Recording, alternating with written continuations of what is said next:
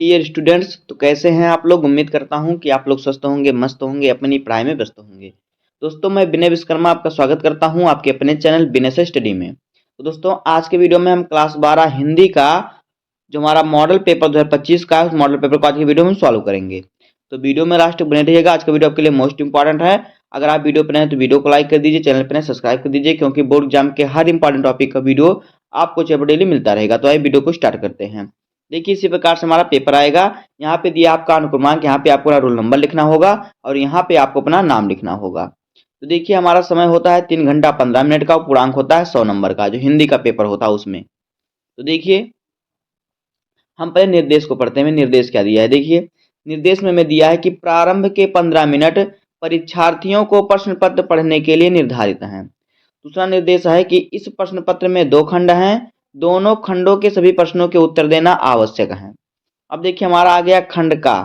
तो देखिए, खंड का में हमारा बहुविकल्पीय प्रश्न है। देखिए, बहुविकल्पीय प्रश्न का प्रश्न संख्या पहला क्या है, पहले का देखिए 5 क्वेश्चन हमारा आएगा हिंदी साहित्य के, हिंदी गद्य साहित्य के इतिहास से 5 क्वेश्चन बहुविकल्पीय का आएगा और 5 क्वेश्चन बहुविकल्पीय आएगा हिंदी पद साहित्य के इतिहास से। तो कुल मिला के हमारा 10 बहुविकल्पीय प्रश्न आएगा। तो देखिए, प्रश्न संख्या पहले का कह रहा है कि मेरी असफलताएं किस विधा की रचना है। तो जो मेरी असफलताएं हैं बाबू गुलाब राय जी की रचना है, तो ये किस विधा में है। तो ए ऑप्शन है कहानी, बी ऑप्शन है आत्मकथा, सी ऑप्शन है डायरी और डी ऑप्शन है जीवनी। तो देखिए, जो मेरी असफलताएं हैं ये आत्मकथा विधा की रचना है। तो यहाँ पे ऑप्शन नंबर डी हमारा सही रहेगा, बी। अब देखिए, क्वेश्चन नंबर क्या कह रहा है, देखिए कह रहा है कि घुमक्कड़ शास्त्र के लेखक हैं। तो ए ऑप्शन है राहुल सांस्कृत्यायन, बी ऑप्शन है विद्यानिवास मिश्र, सी ऑप्शन है प्रेमचंद और डी ऑप्शन है नागार्जुन। तो देखिए, जो घुमक्कड़ शास्त्र है इसके लेखक हैं राहुल सांस्कृत्यायन। तो यहाँ पे ऑप्शन नंबर ए सही हो जाएगा। आगे देखिए, गा वाला क्वेश्चन है कि निम्नलिखित में से कौन सा उपन्यास जैनेन्द्र कुमार द्वारा लिखित है। यानी कौन सा उपन्यास जो है इन चारों में जो जैनेन्द्र कुमार द्वारा लिखा गया है। तो ए ऑप्शन है इरावती, बी ऑप्शन है ऋतुचक्र, सी ऑप्शन है सुनीता और डी ऑप्शन है निर्मला। तो देखिए, जो सुनीता उपन्यास है जैनेन्द्र कुमार द्वारा लिखा गया है। तो यहाँ पे ऑप्शन नंबर सी सही हो जाएगा। अब आगे देखिए, घा वाला क्वेश्चन कह रहा है, देखिए क्या कह रहा है कि ब्राह्मण पत्रिका का पत्र संपादन किया। जो ब्राह्मण पत्र है इसका संपादन किसने किया। तो ए ऑप्शन है भारतेंदु हरिश्चंद्र ने, बी ऑप्शन है प्रेमघन ने, सी ऑप्शन है प्रताप नारायण मिश्र ने और डी ऑप्शन है बालकृष्ण भट्ट ने। तो देखिए, ब्राह्मण जो पत्रिका है इसका संपादन किया था प्रताप नारायण मिश्र ने। तो यहाँ पे ऑप्शन नंबर सी सही हो जाएगा। अब आगे देखिए, 5वां नंबर क्वेश्चन है कि चिंतामणि रचना के लेखक हैं। तो ए ऑप्शन है महावीर प्रसाद द्विवेदी, बी ऑप्शन है रामचंद्र शुक्ल और सी ऑप्शन है हजारी प्रसाद द्विवेदी और डी ऑप्शन है डॉक्टर नगेंद्र। तो देखिए, जो चिंतामणि रचना है इसके जो लेखक हैं वह रामचंद्र शुक्ल जी। तो यहाँ पे ऑप्शन नंबर हमारा बी सही हो जाएगा, रामचंद्र शुक्ल। अब आगे देखिए, प्रश्न संख्या दूसरे का कह रहा है, क्या देखिए कह रहा है कि अयोध्या सिंह उपाध्याय हरियोध की रचना है। तो देखिए, ऊपर हमने पढ़ा हिंदी गद्य साहित्य के इतिहास के 5 बहुविकल्पीय प्रश्न। अब हम पढ़ रहे हैं हिंदी पद साहित्य के इतिहास से 5 बहुविकल्पीय प्रश्न, जो कि हमारे बोर्ड एग्जाम में इसी प्रकार से पूछता है। तो देखिए, कह रहा है कि अयोध्या सिंह उपाध्याय हरियोध की रचना है। तो ए ऑप्शन है कामायनी, बी ऑप्शन है वैदेही वनवास, सी ऑप्शन है कश्मीर सुषमा और डी ऑप्शन है प्रेम माधुरी। तो अयोध्या सिंह उपाध्याय हरियोध की जो रचना है वो है वैदेही वनवास। तो यहाँ पे ऑप्शन नंबर बी सही हो जाएगा। उसके बाद देखिए, अगला क्वेश्चन है कि सरोज स्मृति कविता के रचनाकार हैं। तो ए ऑप्शन है सूर्यकांत त्रिपाठी निराला, बी ऑप्शन है जयशंकर प्रसाद, सी ऑप्शन है सुमित्रा नंदन पंथ और डी ऑप्शन है महादेवी वर्मा। तो सरोज स्मृति जो कविता है इसके रचनाकार हैं सूर्यकांत त्रिपाठी निराला। तो यहाँ पे ऑप्शन नंबर ए हमारा सही हो जाएगा। अब आगे देखिए, गा वाला क्वेश्चन है कि उपमान मैले हो गए हैं किसकी काव्य पंक्ति है। तो ए ऑप्शन है त्रिलोचन शास्त्री की, बी ऑप्शन है नागार्जुन की, सी ऑप्शन है मुक्तिबोध की और डी ऑप्शन है अज्ञेय की। तो देखिए, उपमान मैले हो चुके हैं, ये जो काव्य पंक्ति है ये अज्ञेय जी की है। तो यहाँ पे ऑप्शन नंबर डी सही हो जाएगा। अब आगे देखिए, अगला क्वेश्चन है कि एकांतवासी योगी किसकी रचना है। तो ए ऑप्शन है मैथिली शरण गुप्त की, बी ऑप्शन है श्रीधर पाठक की, सी ऑप्शन है बाल मुकुंद गुप्त की और डी ऑप्शन है भारतेंदु हरिश्चंद्र की। तो एकांतवासी योगी जो रचना है श्रीधर पाठक की है, तो यहाँ पे ऑप्शन नंबर बी सही हो जाएगा, श्रीधर पाठक। आगे देखिए, पांचवा क्वेश्चन कह रहा है कि निम्नलिखित हिंदी काव्य के किस कालखंड को स्थूल के प्रति विद्रोह, स्थूल के प्रति सूक्ष्म का विद्रोह कहा गया है? तो देखिए, पहला ऑप्शन है प्रगतिवाद को, दूसरा ऑप्शन है बी वाला छायावाद, सी ऑप्शन है प्रयोगवाद और डी ऑप्शन है नई कविता। तो देखिए, हिंदी हिंदी काव्य के जो कालखंड को स्थूल के प्रति विद्रोह जो कहा गया वो छायावाद काल को कहा गया है। तो यहाँ पे ऑप्शन नंबर हमारा बी सही हो जाएगा, छायावाद। अब देखिए, हमारा आ गया प्रश्न संख्या 3। तो देखिए, प्रश्न संख्या 3 क्या कह रहा है कि दिए गए गद्यांश पर आधारित निम्नलिखित प्रश्नों के उत्तर दीजिए। तो देखिए, हमें गद्यांश दिया, इस पर आधारित हमें 5 क्वेश्चन दिए हैं, पांचों क्वेश्चनों को हमें सॉल्व करना होगा। ये क्वेश्चन हमारा 10 नंबर का है। तो देखिए, पहले हम गद्यांश को पढ़ते हैं। देखिए, गद्यांश हमारा क्या है, देखिए कह रहा है कि साहित्य, कला, नृत्य, गीत, आमोद प्रमोद अनेक रूपों में राष्ट्रीय जन अपने अपने मानसिक भावों को प्रकट करते हैं। आत्मा का जो विश्वव्यापी आनंद भाव है वह इन विविध रूपों में साकार होता है। यद्यपि बाह्य रूप की दृष्टि से संस्कृति के यह बाहरी लक्षण अनेक दिखाई पड़ते हैं, किंतु आंतरिक आनंद की दृष्टि से उनमें एक सूत्रता है। जो व्यक्ति सहृदय है, यानी सच्चा हृदय जिसका है, वह प्रत्येक संस्कृति के आनंद पक्ष को स्वीकार करता है और उससे आनंदित होता है। इस प्रकार की उदार भावना ही विविध जनों से बने हुए राष्ट्र के लिए स्वास्थ्यकर है। तो ये हमारा है गद्यांश। अब इस पर आधारित प्रश्नों का उत्तर आपको देना है। तो देखिए, हमारा यहाँ से लेके जो व्यक्ति सहृदय है वह प्रत्येक संस्कृति के आनंद पक्ष को स्वीकार करता है और उससे अभिनंदित होता है, ये हमारा रेखांकित अंश है। तो देखिए, प्रश्न संख्या का देखिए कह रहा है कि उपयुक्त गद्यांश का संदर्भ लिखिए। तो देखिए, उत्तर, पाठ का शीर्षक है राष्ट्र का स्वरूप और पाठ के लेखक का नाम है वासुदेव शरण अग्रवाल। ये हो जाएगा हमारा इस गद्यांश का संदर्भ। खा वाला क्वेश्चन है कि राष्ट्रीय जन अपने मानसिक भावों को किन रूपों में प्रकट करते हैं? तो उत्तर देखिए, जो राष्ट्रीय जन होते हैं, राष्ट्रीय लोग जो होते हैं, अपने मानसिक भावों को साहित्य, कला, नृत्य, गीत और आमोद प्रमोद के विभिन्न रूपों में प्रकट करते हैं। गा वाला क्वेश्चन है कि रेखांकित अंश की व्याख्या कीजिए।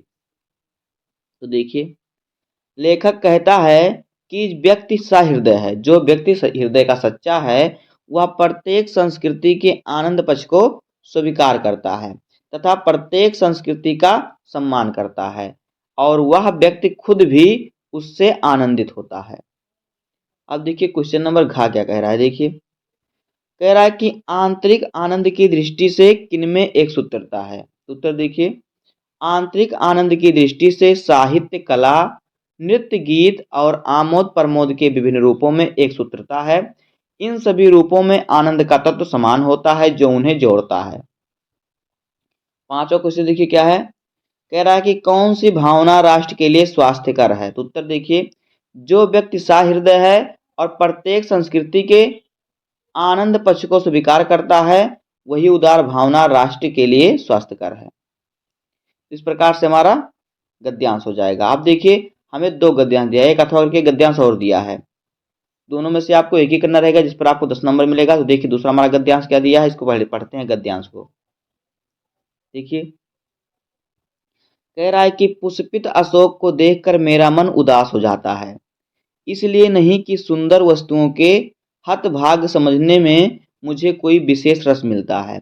कुछ लोगों को मिलता है, वह बहुत दूरदर्शी होते हैं। जो भी सामने पड़ गया उसके जीवन के अंतिम मुहूर्त तक का हिसाब वह लगा लेते हैं। मेरी दृष्टि उतने दूर तक नहीं जाती, फिर भी मेरा मन इस फूल को देखकर उदास हो जाता है।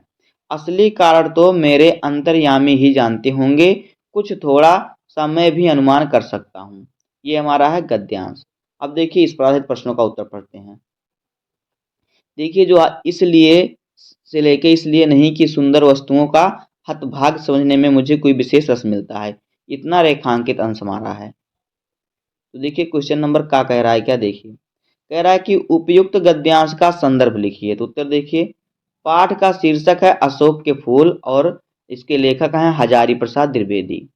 खा वाला क्वेश्चन है कि रेखांकित अंश की व्याख्या कीजिए। तो देखिए, देखिए, लेखक कहता है कि जब भी वह पुष्पित अशोक अर्थात कि अशोक के खिले हुए फूलों को देखता है तो वह उदास हो जाता है। लेखक अपनी उदासी का कारण स्पष्ट करते हुए कहता है कि वह इसलिए उदास नहीं है कि अशोक के पुष्प अत्यधिक सुंदर हैं या उनकी सुंदरता से उसे कोई ईर्ष्या है यानी जलन है। अगला क्वेश्चन देखिएगा, क्वेश्चन नंबर गा। कह रहा है कि गद्यांश के लेखक ने स्वयं के बारे में क्या कहा है। तो देखिए, लेखक ने कहा है कि वह दूरदर्शी नहीं है और जो भी उसके सामने होता है उसे अंतिम प्रमाण तक देखने की कोशिश नहीं करता। उसकी सोच वर्तमान तक ही सीमित रहती है। वह अपनी भावनाओं और उदासी का सही कारण पूरी तरह नहीं समझ पाता और इसे अंतर्यामी पर छोड़ देता है। अब देखिए प्रश्न संख्या घ क्या कह रहा है। देखिए, कह रहा है कि प्रस्तुत गद्यांश का उद्देश्य स्पष्ट कीजिए। तो उत्तर देखिए, देखिए गद्यांश का उद्देश्य मानव मन की संवेदनशीलता और सुंदरता के प्रति उसके संबंध को व्यक्त करना है। इसमें यह दिखाया गया है कि कैसे एक साधारण दृश्य जैसे कि पुष्पित अशोक लेखक के मन में उदासी या गहराई से जुड़े भावनात्मक विचार उत्पन्न कर सकता है। अब देखिए पांचवा क्वेश्चन क्या है। देखिए, कह रहा है कि अंतर्यामी और दूरदर्शी शब्दों के अर्थ लिखिए। तो देखिए, अंतर्यामी का अर्थ होता है वह जो किसी के मन और आत्मा के गुप्त विचारों और भावनाओं को जानता हो, सर्वज्ञ भगवान, ये इसका अर्थ होता है। अब देखिए दूरदर्शी का अर्थ क्या होता है। दूरदर्शी का अर्थ होता है वह जो भविष्य की संभावनाओं की भली भांति समझते हो, जो जो भविष्य की संभावना, भविष्य में होने वाली संभावना जो है उसको भली भांति समझे और उस पर विचार करने में सक्षम हो, वो होता है दूरदर्शी। अब देखिए हमारा आ गया प्रश्न संख्या 4। प्रश्न संख्या 4 हमारा क्या है। दिए गए पद्यांश पर आधारित निम्नलिखित प्रश्नों के उत्तर दीजिए। तो देखिए यह क्वेश्चन भी आपका 10 नंबर का होता है। इसमें भी आपको 2 पद्यांश दे रहेंगे, दोनों में से आपको एक ही करना रहेगा। तो यह देखते हैं पहला पद्यांश क्या दिया है, पहले हम पद्यांश को पढ़ते हैं। देखिए, कह रहा है कि विस्तृत नभ का कोई कोना, मेरा ना कभी अपना होना, परिचय इतना इतिहास यही, उमड़ी कलथी मिट आज चली। तो देखिए इसका पहले हम व्याख्या कर लेते हैं, इससे हमें उत्तर समझने में आसानी होगी। तो देखिए क्या है व्याख्या इसका। कह रहा है कि विस्तृत नभ का कोई कोना, तो कवित्री जी कहती हैं महादेव वर्मा जी की आकाश जितना विस्तृत है, इतना बड़ा है, असीम है, उतना ही मेरा जीवन विशाल और रहस्यमय है। मेरा ना कभी अपना होना, लेकिन इस अनंत आकाश में कोई उनका अस्थायी स्थान नहीं है, जैसे जीवन में कुछ भी अस्थायी नहीं है। परिचय इतना इतिहास यही, उमड़ी कलथी मिट आज चली। देखिए कवित्री अपने अस्तित्व को संक्षिप्त रूप में बताती हैं कि उनका परिचय केवल यही है, यानी कि परिचय इतना इतिहास ही, उनका परिचय केवल यही है कि उनका जीवन कल अस्तित्व में आया था और आज समाप्त हो गया। यह जीवन के अस्थायी और क्षणभंगुर स्वभाव को दर्शाता है। तो ये हो जाएगा इसका व्याख्या। अब देखिए इस पर आधारित प्रश्नों का उत्तर। देखिए कह रहा है कि उपयुक्त पद्यांश का संदर्भ लिखिए। उत्तर देखिए, प्रस्तुत पद्यांश हमारी हिंदी पाठ्य पुस्तक में संकलित महादेवी वर्मा जी द्वारा रचित गीत शीर्षक से उद्धृत लिया गया है। खावाला की रेखांकित अंश की व्याख्या कीजिए। तो देखिए हमारा रेखांकित अंश कहाँ से कहाँ तक है। देखिए रेखांकित अंश है कि मेरा ना कभी अपना होना, ये रेखांकित अंश है। तो उसकी व्याख्या करते हैं। देखिए कह रहा है कि जिस प्रकार आकाश के अत्यधिक विस्तृत भाग में फैले हुए होने के उपरांत भी बादलों को वहां पर अस्थायित्व प्राप्त नहीं होता और अपने संपूर्ण जीवन काल में इधर उधर घूमता रहता है, उसी प्रकार मुझे भी इस विशाल भूभाग अर्थात संसार में अस्थायित्व प्राप्त नहीं हुआ। अब देखिए गा वाला क्वेश्चन क्या है। देखिए कह रहा है कि कवित्री अपने जीवन की तुलना किसके साथ करती हैं। तो उत्तर देखिए, कवित्री अपने जीवन की तुलना विस्तृत नभ यानी आकाश और प्रकृति के परिवर्तनशील तत्वों से करती हैं। उन्होंने जीवन को उस बादल या भावनाओं की तरह देखा है जो एक क्षण में प्रकट होकर अगले ही क्षण विलीन हो जाता है, खत्म हो जाता है। अब देखिए का वाला क्वेश्चन है कि उपयुक्त अंश में कौन सा रस है। देखिए इस अंश में शांत रस की अभिव्यक्ति है। यह जीवन की नश्वरता और स्वीकार्यता को दर्शाता है, जिससे त्याग और वैराग्य का भाव निहित है। अब देखिए पांचवा क्वेश्चन है कि यह पद्यांश किस भावना को प्रकट करता है। तो उत्तर देखिए, यह पद्यांश जीवन की अस्थिरता, नश्वरता और क्षणभंगुरता को प्रकट करता है। तो ये हमारा एक पद्यांश हो गया, उस पर आधारित प्रश्नों का उत्तर हो गया। देखिए अथवा के एक पद्यांश में और दिया है, तो हम दोनों को यहाँ पे पढ़ लेते हैं। आपको बोर्ड एग्जाम में सिर्फ एक ही को सॉल्व करना है। तो देखिए क्या कह रहा है कि सुख भोगे खोजने सब आते। देखिए सुख भोग खोजने आते सब आए, तुम करने सत्य की खोज। जग की मिट्टी के पुतले जन, तुम आत्मा के मन के मनोज। जड़ता हिंसा स्पर्धा में भर, चेतना अहिंसा नम्र ओज। पशुता का पंकज बना दिया तुमने, मानवता सा सरोज। मानवता का सरोज तो ये गांधी जी के लिए है। तो देखिए इसकी व्याख्या करते हैं। देखिए कह रहा है कि सुख भोग खोजने आते सब आए, तुम करने सत्य की खोज। यानी साधारण मनुष्य इस संसार में केवल भौतिक सुखों की तलाश में आता है, लेकिन महात्मा गांधी ने सत्य और आत्मा की खोज का मार्ग चुना। देखिए जग की मिट्टी के पुतले जन, तुम आत्मा के मन के मनोज। तो देखिए सामान्य लोग मिट्टी के पुतले की तरह होते हैं, जबकि गांधी जी को आत्मा का साक्षात्कार करने वाला, मानवता को नई दिशा देने वाला माना गया है। आगे देखिए, देखिए जड़ता हिंसा स्पर्धा में भर, चेतना अहिंसा नम्र ओज।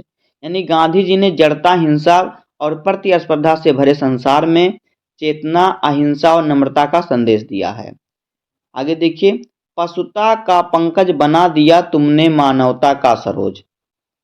यानी कि उन्होंने पशुत्व और पतनशीलता में भी पवित्रता का संचार कर दिया, मानवता का विकास किया। पवित्रता का संचार करके मानवता का विकास किया है। जैसे कीचड़ में खिलता हुआ कमल मानवता का सरोज बन जाता है, उसी प्रकार से तुम इस संसार में खिले हुए कमल हो, गांधी जी के लिए है। अब आगे देखिए इस पर आधारित प्रश्नों का उत्तर। तो देखिए प्रश्न संख्या का कह रहा है कि उपयुक्त पद्यांश का संदर्भ लिखिए। देखिए संदर्भ किस प्रकार से आपको लिखना है। देखिए प्रस्तुत पद्यांश हमारी हिंदी पाठ्य पुस्तक में संकलित सुमित्रानंदन पंत जी द्वारा रचित बापू के प्रति शीर्षक कविता से उद्धृत है। खा वाला क्वेश्चन देखिए क्या है। कह रहा है कि साधारण मनुष्य संसार में क्या खोजता है। तो उत्तर देखिए, साधारण मनुष्य संसार में सुख और भोग की खोज करता है। वह अपनी भौतिक इच्छाओं और आवश्यकताओं को पूरा करने के लिए प्रयासरत रहता है, जबकि बापू सत्य की और आत्मा की खोज के लिए कार्य करते थे। अब देखिए गा वाला क्वेश्चन है कि रेखांकित अंश की व्याख्या कीजिए। तो देखिए सामान्य लोग मिट्टी के पुतले की तरह होते हैं, जबकि गांधी जी को आत्मा का साक्षात्कार करने वाला और मानवता को नई दिशा देने वाला माना गया है। अगला क्वेश्चन देखिए क्या है। क्वेश्चन नंबर घ देखिए, कह रहा है कि पशुता का पंकज से कवि का क्या तात्पर्य है। तो उत्तर देखिए, पशुता का पंकज का तात्पर्य है कि गांधी जी ने मानवता की पशुता और पतनशीलता के कीचड़ में कमल की तरह खिलने वाली उच्च और पवित्र चेतना का निर्माण किया। उन्होंने अज्ञानता, हिंसा और स्वार्थ से ग्रस्त मानवता को नैतिक और आध्यात्मिक उन्नति की ओर प्रेरित किया। अब देखिए क्वेश्चन नंबर 5 क्या कह रहा है। देखिए कह रहा है कि स्पर्धा और नम्र ओज शब्दों के अर्थ लिखिए। तो देखिए स्पर्धा का अर्थ है प्रतिस्पर्धा, होड़ या किसी से आगे बढ़ने की भावना। और नम्र ओज का जो अर्थ है विनम्रता, आत्मिक शक्ति का संयोजन, जिसमें कि सौम्यता और दृढ़ता का सामंजस्य हो। अब देखिए प्रश्न संख्या 5 क्या है। देखिए 5 का क्या कह रहा है कि निम्नलिखित में से किसी एक लेखक का साहित्यिक परिचय देते हुए उनकी प्रमुख रचनाओं का उल्लेख कीजिए। शब्द सीमा अधिकतम 80 शब्दों में किसी एक लेखक का साहित्यिक परिचय देते हुए उनकी कृतियों का उल्लेख करना है। तो देखिए कौन कौन से लेखक दिए हैं। पहला वासुदेव शरण अग्रवाल, दूसरा डॉक्टर एपीजे अब्दुल कलाम और तीसरा हरिशंकर परसाई। तो आपको तीनों लोगों को याद कर लेना होगा, इसी में से एक को आपको लिखना होगा। तो देखिए हम लिखते हैं वासुदेव शरण अग्रवाल जी का साहित्यिक परिचय। तो देखिए वासुदेव शरण अग्रवाल जी का साहित्यिक परिचय एवं प्रमुख कृतियां। तो देखिए पुरातत्व और भारतीय संस्कृति के अमर व्याख्याता वासुदेव शरण अग्रवाल का जन्म 7 अगस्त 1904 में लखनऊ के प्रतिष्ठित वैश्य परिवार में हुआ था। इनका बाल्यकाल लखनऊ में ही व्यतीत हुआ था। बचपन से ही इनकी बुद्धि प्रखर और अध्ययन के क्षेत्र में सहायक सिद्ध, यानी बचपन से ही ये पढ़ने में अधिक तीव्र थे। इसलिए इन्होंने अपनी अल्प आयु में ही काशी विश्वविद्यालय से बीए और लखनऊ विश्वविद्यालय से एमए, पीएचडी और डीलिट की उपाधियां प्राप्त कर ली। आगे देखिए, डॉक्टर वासुदेव शरण अग्रवाल ने कविता लेखन से अपना साहित्यिक जीवन प्रारंभ करके अपनी रचनाओं में योग्यता, अनुभव एवं बुद्धि की असाधारण प्रतिभा द्वारा भारतीय संस्कृति और राष्ट्रीयता के अमीर चित्रों को चित्रित करते हुए अनुसंधान की तीव्र प्रवृत्ति का भी स्पष्टतया समावेश कर दिया। ये लखनऊ तथा मथुरा के पुरातत्व संग्रहालयों में निरीक्षक, केंद्रीय पुरातत्व विभाग के संचालक और राष्ट्रीय संग्रहालय दिल्ली के अध्यक्ष रहे हैं। आगे देखिए, आपने साहित्यिक क्षेत्र में साहित्य के साथ साथ पुरातत्व को भी इन्होंने अध्ययन का विषय माना था या बनाया था। माँ सरस्वती का यह अमर पुत्र हिंदी साहित्य की सेवा करता हुआ 27 जुलाई 1967 में ईस्वी में भारत माँ के चरणों में हमेशा के लिए सो गया। तो ये हो जाएगा वासुदेव शरण अग्रवाल जी का साहित्यिक परिचय। अब देखते हैं इनकी प्रमुख कृतियां। तो देखिए, डॉक्टर वासुदेव शरण अग्रवाल जी की प्रमुख कृतियां। तो देखिए, इनका निबंध संग्रह क्या क्या है। देखिए, भारत की एकता, पृथ्वी पुत्र, कला और संस्कृति, कल्पवृक्ष, वाग्धरा। इनका समीक्षा निबंध देखिए क्या क्या है। मलिक मुहम्मद जायसी, पद्मावत तथा कालिदास कृत मेघदूत की संजीवनी व्याख्या। अब देखिए, शोध ग्रंथ क्या है। इनकी शोध ग्रंथि है पाणिनि कालीन भारत।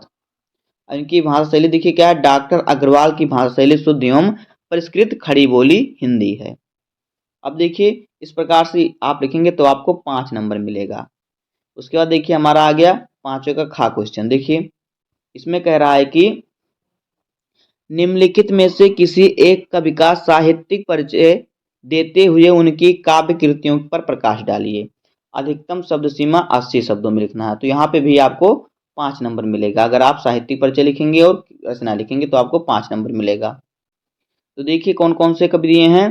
पहला मैथिली शरण गुप्त, दूसरा सुमित्रानंदन पंत और तीसरा सच्चिदानंद हीरानंद वात्स्यायन अज्ञेय। तो देखिए, हम पहले लिखते हैं मैथिली शरण गुप्त जी का साहित्यिक परिचय एवं प्रमुख कृतियां। तो देखिए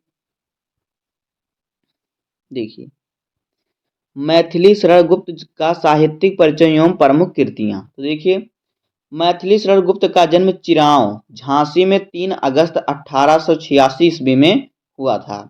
आचार्य महावीर प्रसाद द्विवेदी के सानिध्य में इनकी काव्य प्रतिभा मुखरित हुई तथा कविता में देशभक्ति व राष्ट्र प्रेम का पुट होने के कारण हिंदी साहित्य ने राष्ट्र कवि का सम्मान दिया। राष्ट्रपति द्वारा संसद के सदस्य से मनोनीत किए गए थे। ये कौन? मैथिली शरण गुप्त जी। आगे देखिए, जीवन प्रयत्न साहित्य साधना की। इन्होंने क्या किया? जीवन प्रयत्न साहित्य साधना की और 12 दिसंबर 1964 ईस्वी में राष्ट्र कवि का देहावसन हो गया। मैथिली शरण गुप्त जी का क्या हो गया? मृत्यु हो गई। कब? 1964 में, 12 दिसंबर 1964 को। अब आगे देखिए,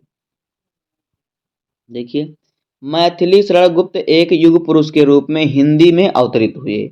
उन्होंने हिंदी को अपनी प्रतिभा के स्पर्श से संजीवनी शक्ति प्रदान की तथा राष्ट्र की गुप्त चेतना को जगाकर उसे जो वाणी दी, उसी के फलस्वरूप वे जनमन के सर्वाधिक प्रिय कवि बन गए और उन्हें भारतीय जनता ने सच्चे हृदय से राष्ट्र कवि की महान उपाधि से विभूषित किया। गुप्त जी की रचना में आर्य संस्कृति और मर्यादा का भलीभांति समर्थन हुआ। अब देखिए, मैथिली शरण गुप्त जी की प्रमुख कृतियां। तो देखिए, मैथिली शरण गुप्त जी की प्रमुख कृतियां। पहला, मौलिक काव्य। इनका देखिए मौलिक काव्य क्या है। भारत भारती, जयद्रथ वध, पंचवटी, साकेत, यशोधरा, द्वापर, सिद्धराज, नहुस, रंग में भंग, काबा और करबला, वक संहार, विष्णु प्रिया, जय भारत आदि।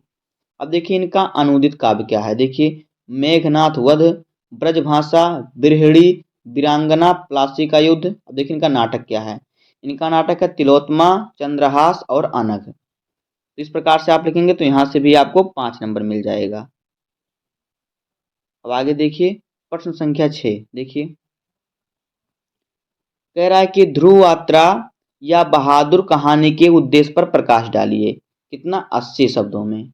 अथवा के दिया है कि पंचलाइट कहानी का सारांश अपने शब्दों में लिखिए। तो यह क्वेश्चन भी आपका 5 नंबर का है। तो आइए पंचलाइट कहानी का सारांश हम लिखते हैं। देखिए, पंचलाइट कहानी का सारांश। देखिए, लेखक फणीश्वर नाथ रेणु की कहानी पंचलाइट ग्रामीण जीवन की सरलता और सामूहिकता के माध्यम से भारतीय समाज की सांस्कृतिक झलक प्रस्तुत करती है। यह कहानी एक गांव के लोगों और उनके द्वारा खरीदी गई पंचलाइट की कहानी है। देखिए, गांव में पंचलाइट लाने के बाद लोगों में खुशी का माहौल होता है, लेकिन एक समस्या आ जाती है कि इसे जलाना नहीं आता किसी को। आगे देखिए, गांव का ही लड़का गोधन पंचलाइट जलाना जानता है, लेकिन उसे पंचायत से बाहर कर दिया गया था, क्योंकि गोधन ने मुनरी के घर के सामने से सलीमा का गाना गाते हुए जा रहा था, जो कि मुनरी की काकी गुलरी ने यह सुन लिया था और गोधन की शिकायत पंचायत से कर दी थी, और इस कारण पंचायत ने गोधन को घर से गांव से निकाल दिया था। आगे देखिए, जब पंचायत लोग पंचलाइट जलाने में असमर्थ रहे, नहीं जला पाए, तो गांव की प्रतिष्ठा दांव पे, यानी गांव की इज्जत सम्मान दांव पे लग गई। तो अंततः गोधन को बुलाया जाता है। गोधन पंचलाइट जलाने में सफलता प्राप्त करता है। पंचलाइट के जलते ही गांव में रोशनी और खुशी छा जाती है। गोधन को पुनः गांव द्वारा स्वीकार कर लिया जाता है। इस प्रकार से आपको लिखना है पंचलाइट कहानी पर सारांश। आप पंचलाइट पर लिखिए या बहादुर पर लिखिए, ध्रुव यात्रा पर लिखिए, तो आपको कितना नंबर? 5 नंबर मिलेगा। इस पर भी आपको 5 नंबर मिलेगा। अब आगे देखिए प्रश्न संख्या 7। देखिए, कह रहा है कि स्वपठित खंडकाव्य के आधार पर किसी एक खंड के एक प्रश्न का उत्तर दीजिए। अधिकतम शब्द सीमा 80। तो देखिए, यहाँ पे जो खंडकाव्य दिए हैं आपको अपने जिले के हिसाब से यहाँ पे लिखना है। तो यहाँ पे आप देखिए आपका जिला कौन सा है, आप स्क्रीनशॉट ले लीजिए, इसमें देख लीजिए, उसी हिसाब से आपके जिले के अनुसार यहाँ पे देखिए खंडकाव्य है, उसी को आपको पढ़ लेना है। तो इसको आप स्क्रीनशॉट लीजिए, वहीं से पढ़ लीजिए। अब आगे देखिए, अब देखिए आगे हमारा प्रश्न संख्या खंड खा। तो खंड खा में हमारा प्रश्न संख्या 8 आ गया। देखिए क्या है, कह रहा है कि दिए गए संस्कृत गद्यांशों में से किसी एक का संदर्भ हिंदी में अनुवाद कीजिए। तो यहाँ पे देखिए हमें 2 दिए हैं, 2 हमें संस्कृत के गद्यांश दिए हैं, हमें इनमें से किसी एक का संस्कृत में अनुवाद करना है। तो देखिए हम दोनों को पढ़ लेते हैं। देखिए पहला है क्या, युका मालवीय सुविकेन प्रभावपूर्ण भाषेण जनानां मनास अमोहत, अतः अस्य सुहृदता प्राणविवाक पदवीं प्राप्य देशस्य श्रेष्ठाराम सेवां कुरुम प्रेरित कृत्वा। तो देखिए ये हमारा मालवीय चैप्टर है, वहां से लिया गया है। उसके बाद अथवा के देखिए क्या दिया है, एक और दिया है। तो हम देखिए इसी वाले का हम क्या करते हैं, सॉल्व करते हैं, इसका संदर्भ लिखते हैं और हिंदी में अनुवाद करते हैं। देखिए क्या कह रहा है कि संस्कृत साहित्य से आदि कवि वाल्मीकि महर्षि व्यासः कवि कुलगुरुः कालिदासः अन्ये च भास भारवी भवभूत्यादयो महाकवयः स्वकीये ग्रंथरत्ने अध्याप पाठकानां हृदय विराजन्ते। हृदय यानी हृदय में जो विराजते हैं। इयं भाषा असमाभि मातृम सम्मानीय वंदनीय च यतो भारत मातु स्वतंत्र। तो देखिए इसका हम हिंदी में अनुवाद करते हैं और संदर्भ लिखते हैं। तो देखिए संदर्भ हमारा क्या होगा इसमें, देखिए इसका संदर्भ हो जाएगा कि प्रस्तुत संस्कृत गद्यांश पाठ्य पुस्तक संस्कृत दिग्दर्शिता के संस्कृत भाषा एवं महात्म नामक पाठ से अवतरित है। तो देखिए क्या है, देखिए कह रहा है कि संस्कृत साहित्य से आदि कवि वाल्मीकि महर्षि व्यासः कवि कुलगुरुः कालिदासः अन्ये च भास भारवी भवभूत्यादयो महाकवयः स्वकीये ग्रंथरत्ने अद्याप पाठकानां हृदय विराजन्ते। यानी कि संस्कृत साहित्य के आदि कवि वाल्मीकि महर्षि व्यास कवि कुलगुरु कालिदास तथा भास भारवी भवभूत आदि महाकवि अपने रत्नरूपी ग्रंथों के माध्यम से क्या होते हैं, आज भी पाठकों के हृदय में विराजते हैं। आगे देखिए, इयं भाषा असमाभि मातृसम सम्मानीय वंदनीय चाह यतो भारत मातु स्वातंत्र्य गौरम अखंडत्वम सांस्कृतिक मेकत्व संस्कृते न्यो सुरक्षितम शक्यन्ते। तो देखिए यह भाषा हम सभी के लिए माता के समान सम्मानीय और वंदनीय है, जिससे भारत माता की स्वतंत्रता, गौरव, अखंडता और आगे देखिए सांस्कृतिक एकता तथा संस्कृति को सुरक्षित रखा जा सकता है। यह संस्कृत भाषा सभी भाषाओं की प्राचीनतम श्रेष्ठ है, सभी भाषा में से श्रेष्ठ है। अतः ठीक ही कहा गया है कि देव भाषा संस्कृत सभी भाषाओं का प्रधान, मधुर व दिव्य है। इसीलिए तो संस्कृत भाषा को सभी भाषाओं की जननी माता कहा गया है। अब देखिए आगे,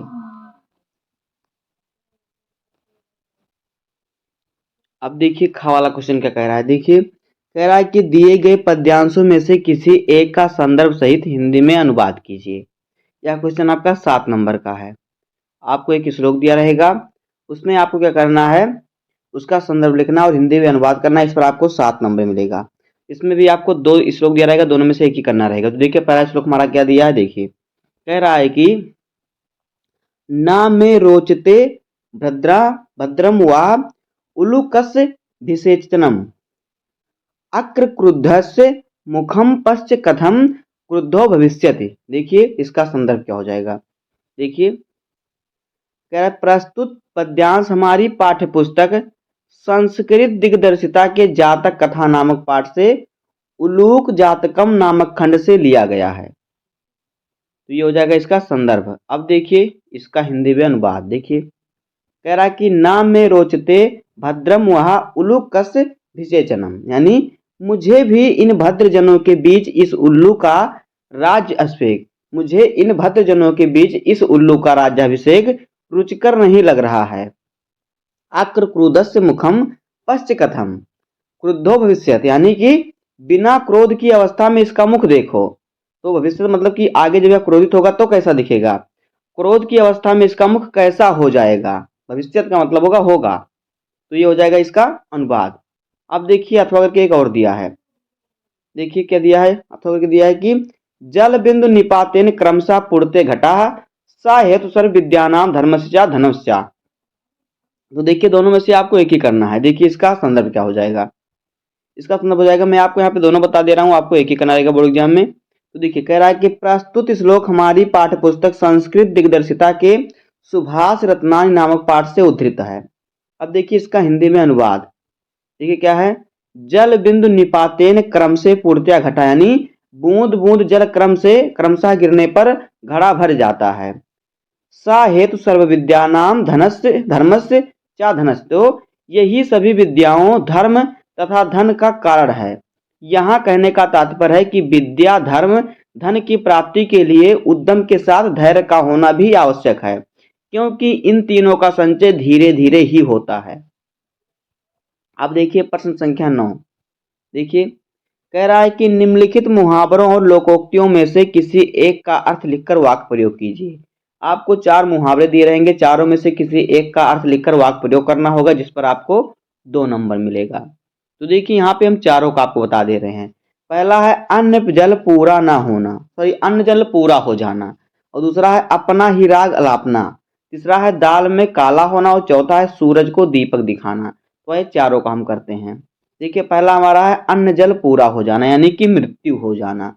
इसका अर्थ हो जाएगा मृत्यु हो जाना। इसका वाक्य प्रयोग हो जाएगा कि सुरेश के पिताजी की आयु अधिक हो गई थी, जिससे उनकी मृत्यु हो गई, अब उनका अन्न जल पूरा हो गया। अब देखिए दूसरा क्या है, अपना ही राग अलापना। इसका अर्थ हो जाएगा किसी की ना सुनना। तो देखिए वाक्य प्रयोग, क्लास में टीचर के ना आने पर मॉनिटर ने बच्चों को चुप रहने के लिए कहा, तो सभी अपना अपना राग अलापने लगे। अब देखिए तीसरा क्या है, दाल में काला होना, यानी कि किसी बात पर संदेह होना। तो इसका वाक्य प्रयोग हो जाएगा कि जिस तरह से सेठ को पुलिस ने अकेले में बुलाया, लगता है कि दाल में कुछ काला है।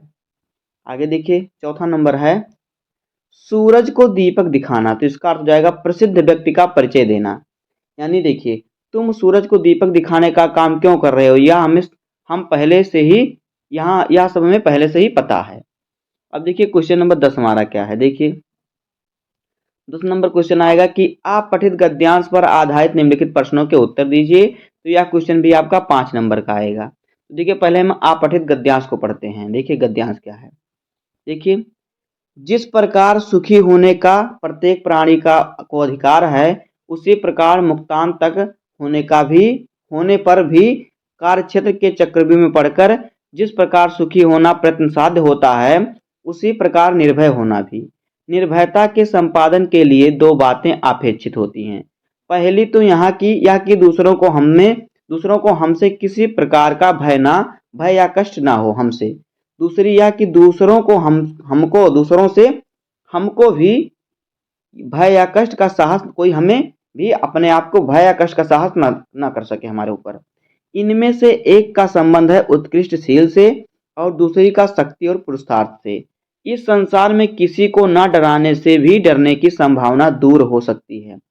साधु से साधु की प्रकृति को क्रूर, लोभियों और दुर्जनों से क्लेश पहुंचता है, अतः उनके प्रयत्नों को विफल करने अथवा भय संचार द्वारा रोकने की आवश्यकता से हम बच नहीं सकते। अब ये हमारा हो गया अपठित गद्यांश। अब इस पर आधारित प्रश्नों का उत्तर देखिए। देखिए प्रश्न संख्या का कह रहा है कह रहा है कि सुखी होने के साथ क्या होना प्रयत्न साध्य है। तो देखिए उपयुक्त गद्यांश के अनुसार सुखी होने के साथ निर्भय होना भी प्रयत्न साध्य होता है। खा वाला क्वेश्चन है कि निर्भयता के संपादन के लिए क्या करना अपेक्षित है। तो उत्तर देखिए, गद्यांश के अनुसार निर्भयता के संपादन में दो बातें अपेक्षित होती हैं। पहली तो कि यह कि दूसरों को हमसे किसी भी प्रकार का भय या कष्ट ना हो, और दूसरी यह कि हमको कोई कष्ट या भय पहुंचाने का साहस ना कर सके। इनमें से एक का संबंध उत्कृष्टशील से है और दूसरी शक्ति है पुरुषार्थ से। यानी जब आप क्या करेंगे, शील रहेंगे, आप शांत रहेंगे तो कोई आपको भय या कष्ट नहीं पहुंचाएगा। दूसरा क्या है, कोई आपको मतलब जिससे जब आप शांत रहेंगे, शील रहेंगे तो आपसे किसी को कोई भय नहीं होगा, कष्ट नहीं होगा। और लेकिन जो दूसरा शक्ति से है, जब आपके पास शक्ति रहेगी तो आपको कोई कष्ट देने का या भय का कोई किसी को साहस नहीं होगा आपको कष्ट देने का। अब देखिए गा वाला क्वेश्चन क्या है। देखिए कह रहा है कि शील, शक्ति और पुरुषार्थ जैसी वृत्तियों का संबंध किनसे है। तो उत्तर देखिए, गद्यांश के अनुसार शील, शक्ति और पुरुषार्थ जैसे वृत्तियों का संबंध निर्भयता से है। अब देखिए प्रश्न संख्या 11 का क्या कह रहा है। देखिए कह रहा है कि निम्नलिखित शब्द युग्मों का सही अर्थ चयन करके लिखिए। तो देखिए पहला क्या है, अनिष्ट अनिष्ट। अनिष्ट और अनिष्ट का यहाँ पे देखिए दो शब्द दिए हैं, दोनों में से हमें देखिए जो सही विकल्प होगा उसका हमें सही का टिक लगाना है। तो अनिष्ट और अनिष्ट का अर्थ क्या होता है। तो देखिए पहला है बुरा और निष्ठा रहित, दूसरा है दूरस्थ और अविचल, तीसरा है अनंत और अंतिम, और चौथा है अतिरिक्त और कठोर। देखिए अनिष्ट और अनिष्ट का जो शब्दार्थ होता है वो होता है बुरा और निष्ठा रहित। तो यहाँ पे ऑप्शन नंबर पहला से हो जाएगा आ वाला। तो आगे देखिए क्या है, मात्र।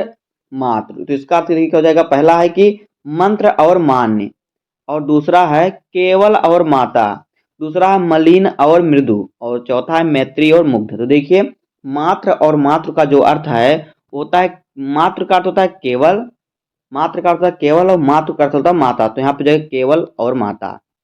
तो यहाँ पे ऑप्शन नंबर हमारा क्या हो जाएगा, बा वाला सही हो जाएगा, ऑप्शन नंबर बा। अब आगे देखिए खा वाला क्या कह रहा है। देखिए कह रहा है कि निम्नलिखित शब्दों में से किसी एक शब्द के दो अर्थ लिखिए। तो यह क्वेश्चन भी आपका 2 नंबर का है। तो हम यहाँ पे चारों का अर्थ लिख देते हैं। देखिए पहला है तात, दूसरा है सुरभि, तीसरा है शिखा और चौथा है मधु। तो यहाँ पे हम देखिए चारों का अर्थ लिख देते हैं। देखिए तात का अर्थ क्या होता है। देखिए तात का अर्थ होता है पिता, तत्कालिक या तत्कालीन, और सुरभि का अर्थ होता है सुगंध या जो महकता हो, देवी लक्ष्मी या सुख और समृद्धि का प्रतीक। और जो शिखा होता है उसका अर्थ होता है सिर के ऊपर बालों का गुच्छा, ऊंचाई और शिखर। और मधु जो होता है इसका अर्थ होता है शहद और मीठा। अब देखिए गा वाला क्वेश्चन क्या है। देखिए कह रहा है कि निम्नलिखित वाक्यांशों के लिए एक सही शब्द का चयन करके लिखिए। तो यह क्वेश्चन भी आपका 2 नंबर का है। एक शब्द का आपको चयन करके लिखना है। तो यहाँ पे देखिए पहला क्या है, पहला है कि जो कम बोलता हो। तो पहला ऑप्शन है असंतवादी, अंशवादी, बा है मितभाषी, सा है बातुनी, और तीसरा है दा वाला है चौथा विवादी। तो जो कम बोलता है वो होता है मितभाषी। क्या, मितभाषी। तो यहाँ पे ऑप्शन नंबर हमारा बा सही हो जाएगा, मितभाषी। अब आगे देखिए दूसरा क्या है। देखिए दूसरा क्या है, दूसरा है कि जो बूढ़ा ना हो। तो पहला ऑप्शन है अमर, दूसरा है अजर, तीसरा है अनंत और चौथा अनश्वर। तो जो बूढ़ा ना हो वो अजर होता है। तो यहाँ पे ऑप्शन नंबर बा सही हो जाएगा। अब आगे देखिए घा वाला क्या कह रहा है, देखिए घा वाला कह रहा है क्या, देखिए कह रहा है कि निम्नलिखित में से किन्हीं दो वाक्यों को शुद्ध करके लिखिए। तो यहाँ पे चार दिए हैं, चार में से आपको दो को शुद्ध करके लिखना है। तो यह क्वेश्चन आपका 2 नंबर का हो जाएगा। इस प्रकार से आपको 2 नंबर मिलेगा। तो देखिए क्या है, पहला पहला है कि मैं अनेकों बार दिल्ली जा चुका हूँ। दूसरा है सीता ने पुस्तक लिखा। और तीसरा है गमला मेज पे रखा है। और चौथा है मैं महेश को पढ़ाया हूँ। तो देखिए इसका हम सही करके इसको लिखते हैं। देखिए पहला क्या है कि मैं अनेकों बार दिल्ली जा चुका हूँ। इसका जो सही वाक्य हो जाएगा कि मैं अनेक बार दिल्ली जा चुका हूँ। जहाँ पर अनेकों है यहाँ पे आपको अनेक कर देना है। उसके बाद दूसरा सीता ने पुस्तक लिखा। तो देखिए सीता ने क्या होगा, पुस्तक लिखी, क्योंकि सीता स्त्रीलिंग है। तो आपको लिखना होगा कि सीता ने पुस्तक लिखी। यहाँ जहाँ पे लिखा है यहाँ पे लिखी कर देना आपको। उसके बाद देखिए क्या है तीसरा वाला, कह रहा है कि गमला मेज में रखा है। तो यहाँ पे देखिए गमला जहाँ पे में यहाँ पे पर कर देना है, गमला मेज पर रखा है। उसके बाद है चौथा मैं महेश को पढ़ाया हूँ। तो इसका जो सही वाक्य हो जाएगा मैंने महेश को पढ़ाया है। अब देखिए प्रश्न संख्या 12 क्या है, देखिए प्रश्न संख्या 12 का क्या कह रहा है कि करुण रस अथवा शांत रस का अस्थाई भाव के साथ उदाहरण अथवा परिभाषा लिखिए। तो देखिए करुण रस क्या होता है, देखिए इसकी परिभाषा देखिए। करुण रस का शोक, करुण रस का जो स्थायी भाव होता है शोक होता है, यानी करुण रस शोक के भाव को दर्शाता है। जब किसी व्यक्ति को किसी प्रियजन का वियोग, हानि या किसी दुखद घटना का सामना करना पड़ता है तो उसके मन में जो वेदना उत्पन्न होती है वही करुण रस होता है। जैसे किसी के घर में किसी की मृत्यु हो जाती है तो उस समय जो पीड़ा उत्पन्न होती है वही होता है करुण रस। इसका स्थायी भाव होता है शोक। अब इसका उदाहरण देखिए, देखिए रही खरकती हाय सूलसी पीड़ा उर्मे दशरथ के, गाचन तास वेदना चौ मपडट साप कथा वह कह न सके। अब देखिए ये हमारा हो गया, ये हमारा हो गया करुण रस का उदाहरण। अब देखिए शांत रस क्या होता है, देखिए इसकी परिभाषा देखिए। शांत रस का स्थायी भाव क्या होता है, निर्वेद या वैराग्य के भाव को दर्शाता है। जब कोई व्यक्ति संसार के मोह माया से ऊपर उठकर परमात्मा के प्रति आकर्षित होता है या जीवन के दुखों से निराश होकर शांति की खोज करता है तो उसमें शांत रस उत्पन्न होता है। शांत रस का स्थायी भाव होता है निर्वेद। अब देखिए इसका उदाहरण, शांत रस का उदाहरण देखिए क्या है, देखिए मन रे तन कागद का पुतला लागे बूंद बिनस जाए छिन में गर्भ करे क्या इतना।